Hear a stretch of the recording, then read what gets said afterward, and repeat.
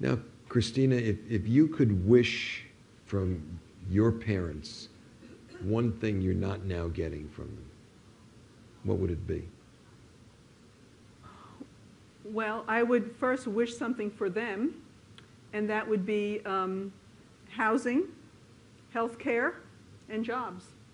And I think time to be with their kids, involved with their education. If they had all those things, then they wouldn't be working 2 jobs and 3 jobs and having to travel far from for their work.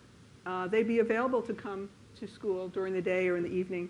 They would not be using the emergency room as their primary. But they're more likely in the world that Pedro was describing earlier, or at least many of the children we most care about. In my school, we have a medical clinic on site. We have a dental clinic on site. We have at-risk mental health services on site.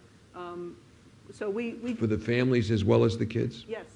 That's a hugely important thing, communities and schools, that whole movement. Yes, but you know, as I walked here today, I saw the church down the street has a little marquee, and I was coming from the subway, and I saw the marquee said that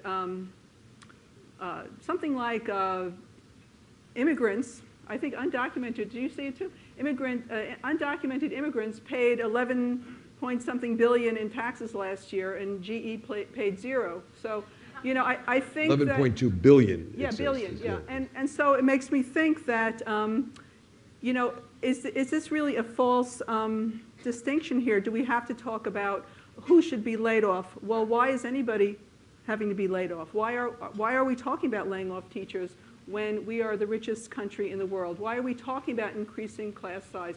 Why aren't we talking about everyone paying their fair share so that there are resources for us to have as many teachers as we already have, and for all neighborhoods to have great schools, so that we don't have to be fighting over crumbs, that the regular public school is not fighting with the charter school. Why is it that we can't just have adequate resources when we know the money's there? I think